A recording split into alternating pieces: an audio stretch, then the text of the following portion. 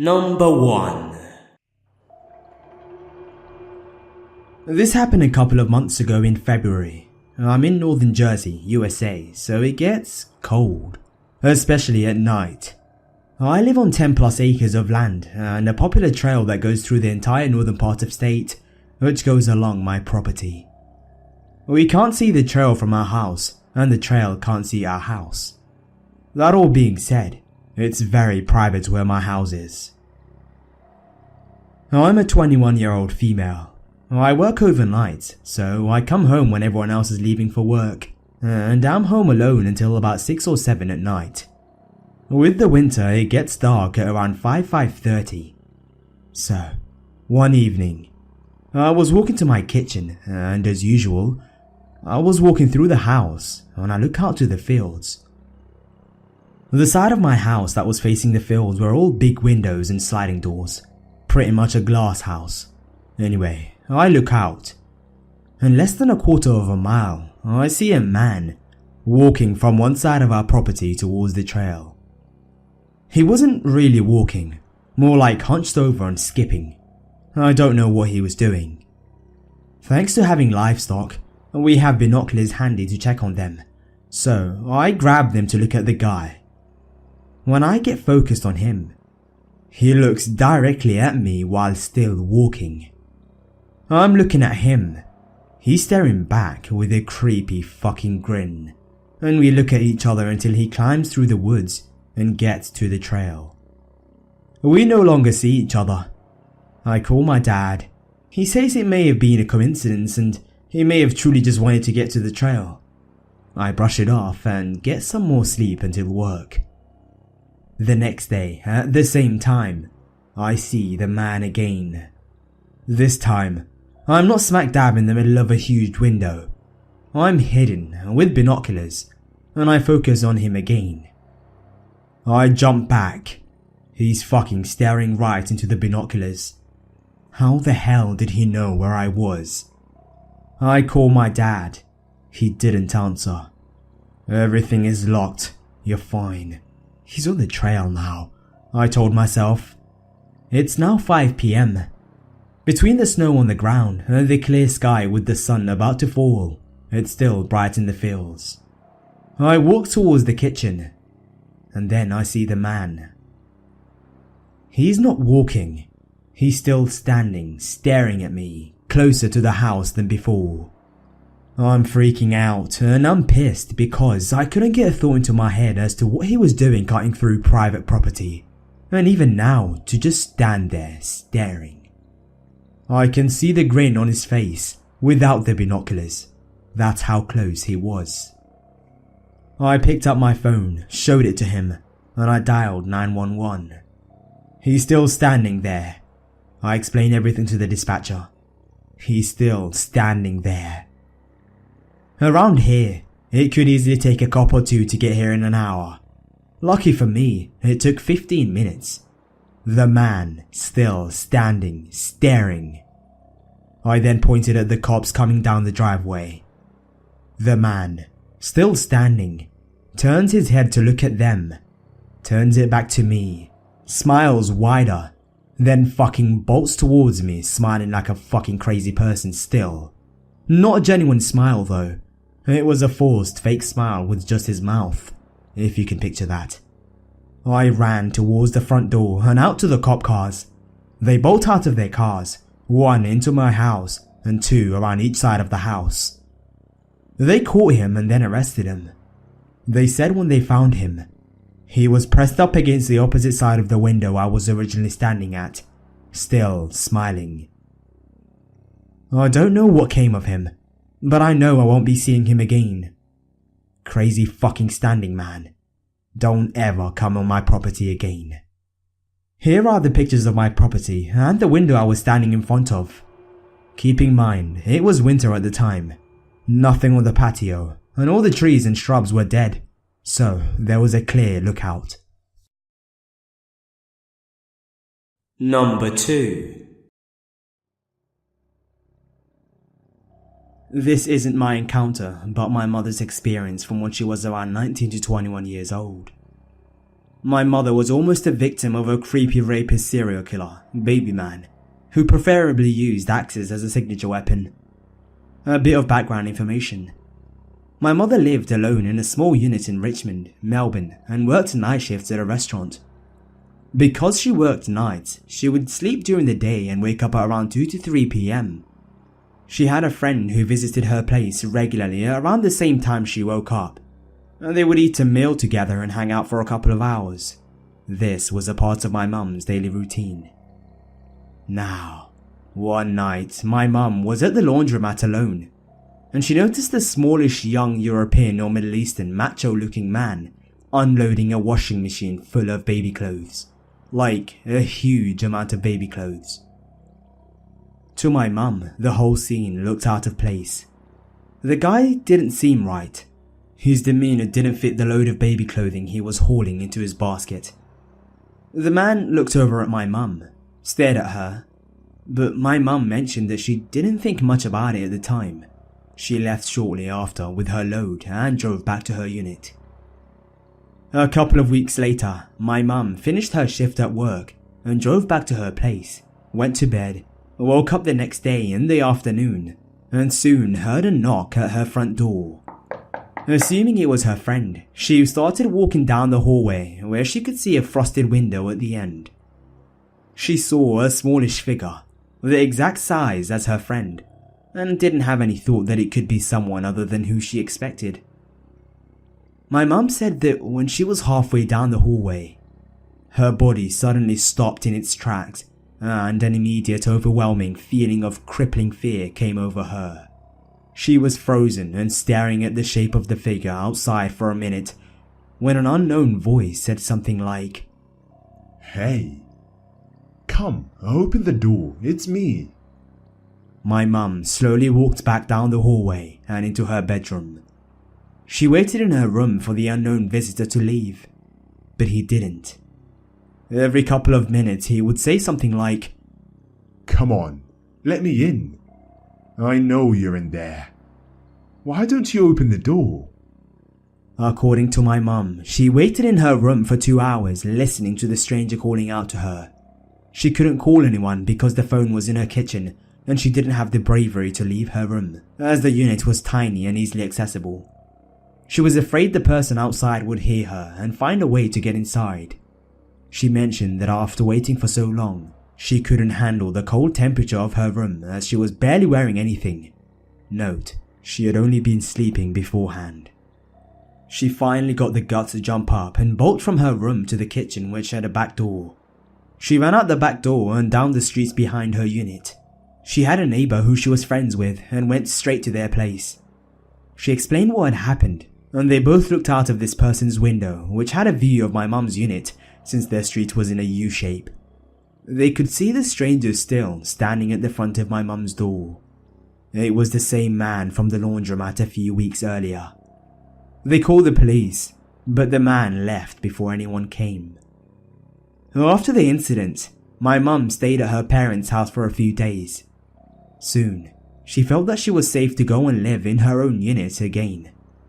A couple of weeks after moving back to her unit, she begins receiving notes and letters under her bed and on her front steps. According to my mum, the letters had strange things written on them. She never told me what was written, but she mentioned that the sentences were extremely amateur, as if written by a 6-year-old. Letters were squiggly, written back to front, and arranged in strange sequences. My mum would give the notes into the police station. They weren't treated as much of a threat. This continued for maybe a few weeks or a month. One day, my mum woke up in the afternoon after a previous night shift.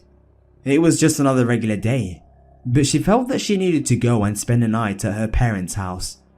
She left, spent the night, and got a call the next day to find that the strange man from the first incident had apparently returned to her unit around the same time she left. He then made his way to the back of her unit with an axe and immediately started axing down her back door like a madman. He was seen by a neighbor who called the police. However, the man left before the police came. It turns out that the man's description, partnered with the strange notes my mum was receiving, fit the police's belief that the man was a suspect of the rape and murder of a number of girls in Melbourne from the 70s onwards. He wasn't caught, and I don't know if he ever was. He's most likely still out there. Number 3. When I was younger, I lived on a estate of houses that backed onto a huge field where many people walked their dogs. It was even used as a cut through to the next neighbourhood, which would take approximately 25 minutes to walk through. When I was about 13, my neighbour and I decided to camp out for the night in my back garden, which, apart from a 6-foot wooden fence, was completely open to the field, albeit with 20 trees around the fence. Seeing as we were into Action Man figures at the time, we decided we would make the tent a hideout, so we get together some branches and one of those army nets to put over the tent to make it a bit stealthier. We also put the tent in the corner of the back garden, which had a small roof over it, which made it very dark once the sun went down. We did the usual thing, ate lots of crisps and sweets before we decided to try and get some sleep in our well-hidden super dark tent. Around 4 AM, I woke up to the sound of someone landing, and then walking on small stones. I then realized it was at the fence my mum and dad decorated with some gravel and flower pots. At first, I thought it was our cat, but it was far too loud to be such a small animal. I slowly sat up, trying not to make too much noise from my sleeping bag.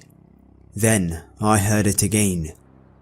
I once again tried to make my way to the front of the tent silently and looked through the zipper about 10 feet away from us. There were 2 guys dressed all in black, crouching under the windowsill of the kitchen talking to each other. I immediately froze and had no idea what to do. They proceeded to creep closer to us, looking for more windows or maybe an entrance. Because we were in the corner of the garden, we were quite close to the path that led down to the side of our house, where there was a door into the adjoining garage. I heard them talking quite clearly, as now they were less than 5 feet away from me and my friend who was still asleep. They were talking about being unseen and just taking whatever they could find in the garage instead of breaking into the house and disturbing anyone. I had no idea what to do, so I rang the house phone, which was pretty loud, and waited for someone to answer. As soon as the phone rang, the 2 people bolted to the fence and hopped over. My dad then answered, and I whispered for him to get outside ASAP with a bat or something. Nothing happened in the end, but I am glad my friend slept silently. Number 4.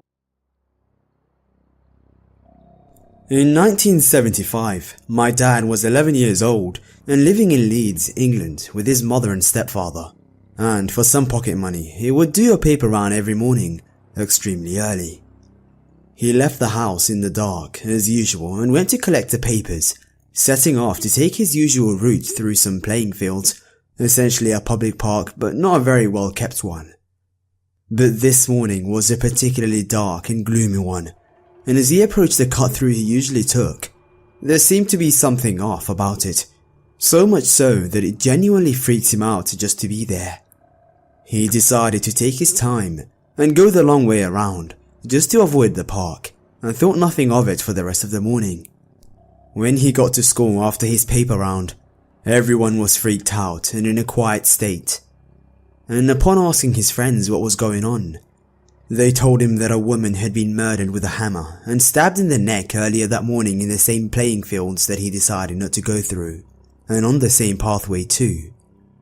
Probably just a major coincidence, but a very lucky one at that, because the time he was on his round was the apparent time the crime was happening. This turned out to be the first of 13 gruesome murders committed by the notorious Peter Sutcliffe, aka the Yorkshire Ripper. Number 5. This happened around March 2008. I had recently split from my crazy ex, Bob, with whom I had children. I was living in my own apartment and Bob had moved to the next town and life was good. I was pretty jumpy when it came to people knocking on my door, as it usually meant Bob was drunk, on drugs, and convinced I had a man at my house doing God knows what in front of his kids and was on a mission to kill his manifested man. So yeah, that crazy. I lived in a very small Texas town of about 2,200 people, almost no crime to speak of, and people don't lock their doors. I figured with him being in the next town, I didn't have to worry, and so was a bit more lax about locking my door. On this night, I worked late and didn't end up going to bed till about 1 AM. As it happened, the foot of my bed was about 3 feet from the front door. I had a day bed that looked like a couch, so it wouldn't be so obvious that my bedroom was also my living room.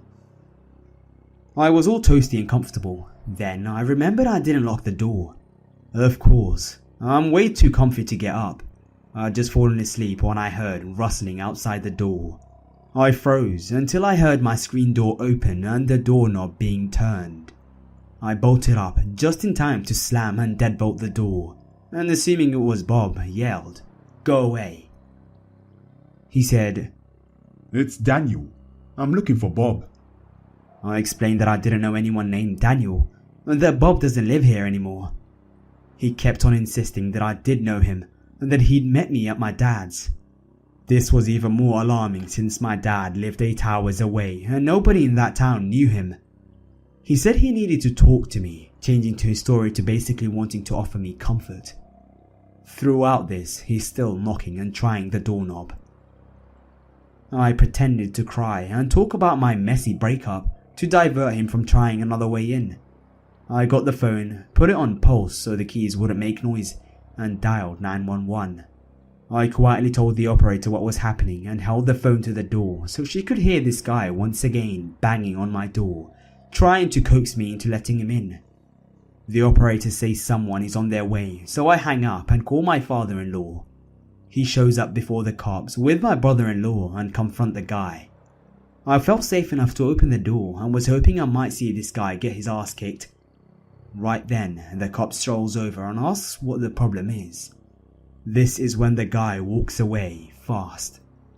He says, Thanks for calling the cops. The cop watches him walk away and announces he wouldn't be able to catch up with him. The cop says he's just a nuisance and he does this to people from time to time. The best I could do was get a no trespassing order, which means little more than a piece of paper handed to you by a cop. As it turns out, I had met the guy once 3 years previous at my mum and stepdad's house. He was dating my friend and she brought him over as a double date movie night.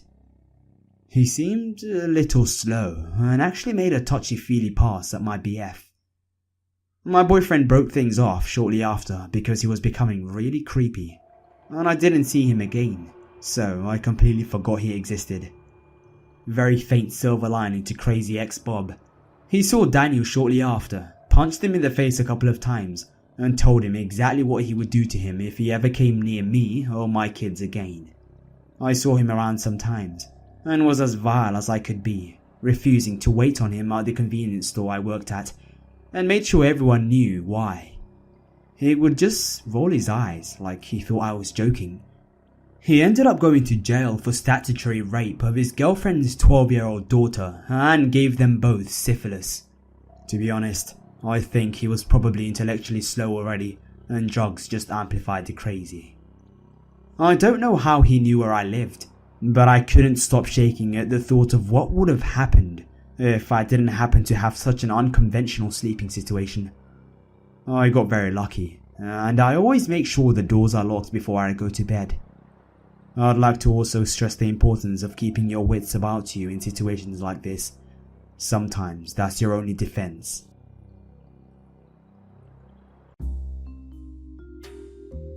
Hey guys, it's the Grim Reader here. I hope you enjoyed listening through that. If you did, please slap a like, and if you haven't already, why not subscribe to be notified of future uploads? If you have a story you want me to narrate, please send it to my email in the description box. Once again, thanks a lot for listening.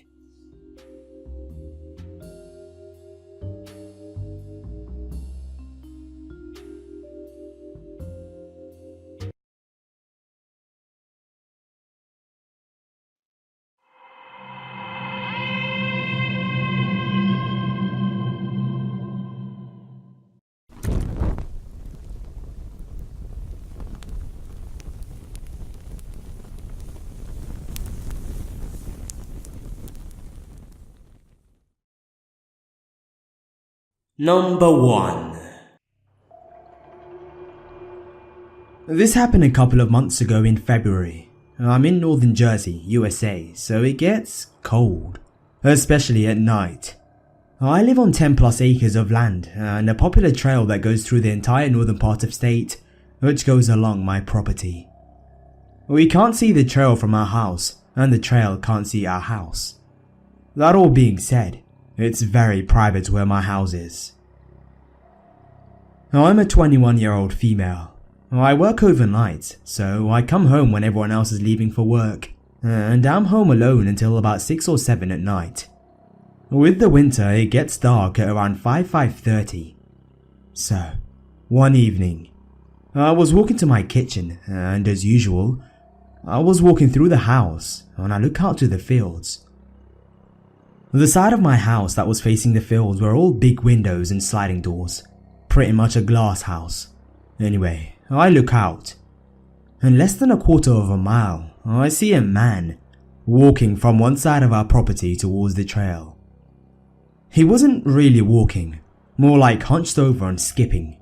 I don't know what he was doing.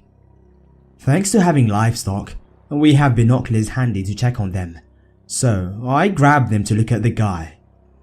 When I get focused on him, he looks directly at me while still walking. I'm looking at him. He's staring back with a creepy fucking grin, and we look at each other until he climbs through the woods and gets to the trail. We no longer see each other. I call my dad. He says it may have been a coincidence and he may have truly just wanted to get to the trail. I brush it off and get some more sleep until work. The next day, at the same time, I see the man again. This time, I'm not smack dab in the middle of a huge window. I'm hidden with binoculars, and I focus on him again. I jump back. He's fucking staring right into the binoculars. How the hell did he know where I was? I call my dad. He didn't answer. Everything is locked. You're fine. He's on the trail now, I told myself. It's now 5 PM. Between the snow on the ground and the clear sky with the sun about to fall, it's still bright in the fields. I walk towards the kitchen, and then I see the man. He's not walking. He's still standing, staring at me, closer to the house than before. I'm freaking out.